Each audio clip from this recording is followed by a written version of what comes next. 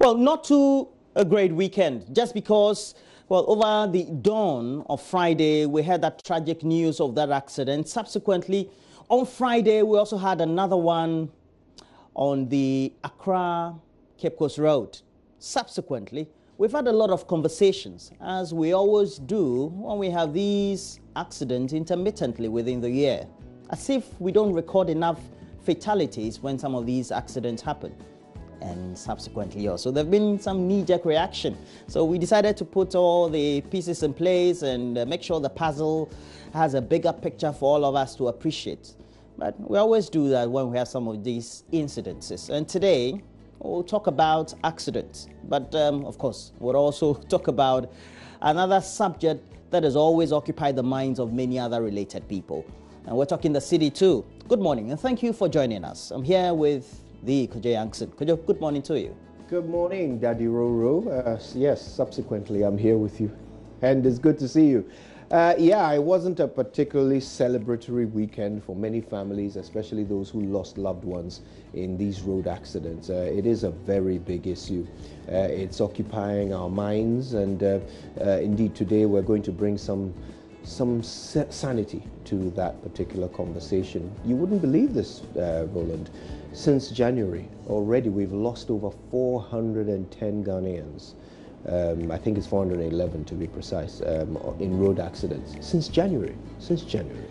That's a higher death count than many war zones around the world. And it's not something to be proud of. We need to figure out how to solve this problem. The government has dedicated some funds. The Information Minister talked about this in a press conference yesterday, that they're going to spend about 1 billion cedis fixing traffic lights and street furniture and fixing things like road markings and signage and so forth.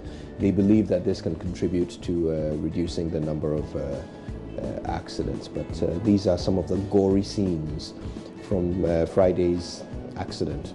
Around Kintampo, two buses collided. One of them burst into flames and in fact consumed the bodies of many passengers. It's just a horrifying thought to behold. We also have to ask ourselves, how quickly did the emergency services respond to this accident scene? The event occurred at about 1:30, we're told by the police, but as at 6:30 in the morning, we still had these vehicles occupying the roads. One of them was still on its side, lying on top of people. We don't know how long it took for those people to pass, and whether or not, if an ambulance had got there on time, if the emergency services had got there on time and were able to lift this bus, whether we would have saved any more lives. We just don't know. And it's not the sort of thing you want to be uncertain about. You want to be sure that your emergency services are capable of responding and saving lives. That's the only thing they exist for.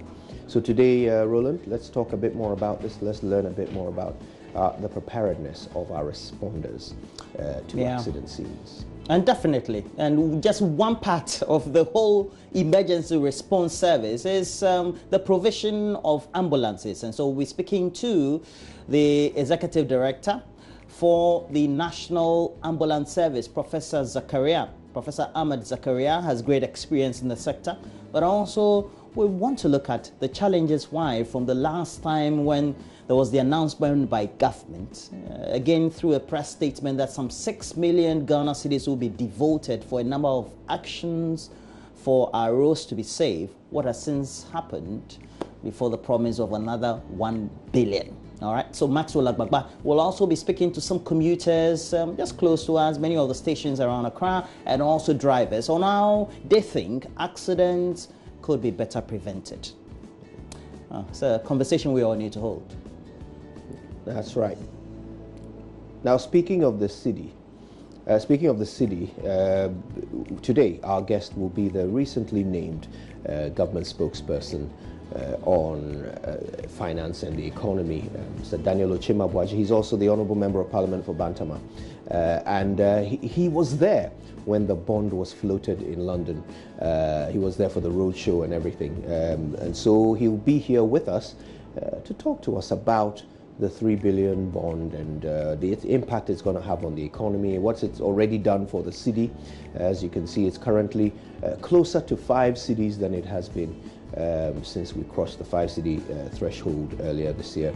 And so we're going to learn a bit about how sustainable these measures, these recent measures are, how we found ourselves where we are, and how we can make sure we never do that again.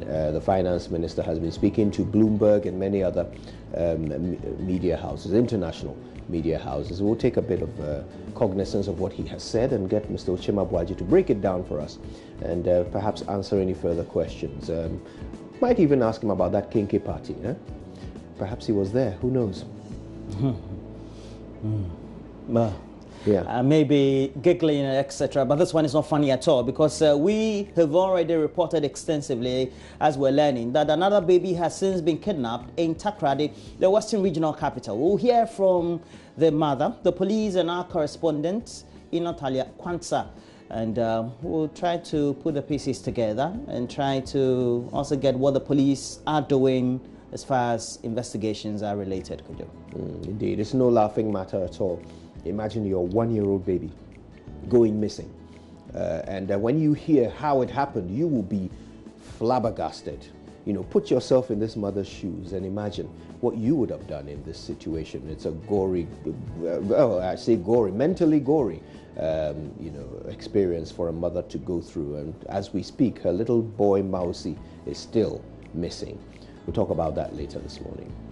Well, we're also hoping that based on whatever it is we're giving to you on the show this morning, we also could influence your life. Let's bring you the latest issues related to news, and those that also can change your life by way of the best information. Also, don't forget, through the sponsorship of Agawald Eye Hospital, just right down the road, the Tesano Junction, we're bringing to you our daily eye tips. We'll continue today with tips on how to ensure that part of your body that makes you see the eye is as healthy as you would want it. And today, everyone said, my granddaughter has my eyes. Now I see it. We're talking about cataract. And I hope that you'll have some great conversations also, and go find some more information on your phones, Google, etc. as far as that is related. You need some eye treatment also. Dr. Agawal's Eye Hospital is the best place for you to have the best treatment.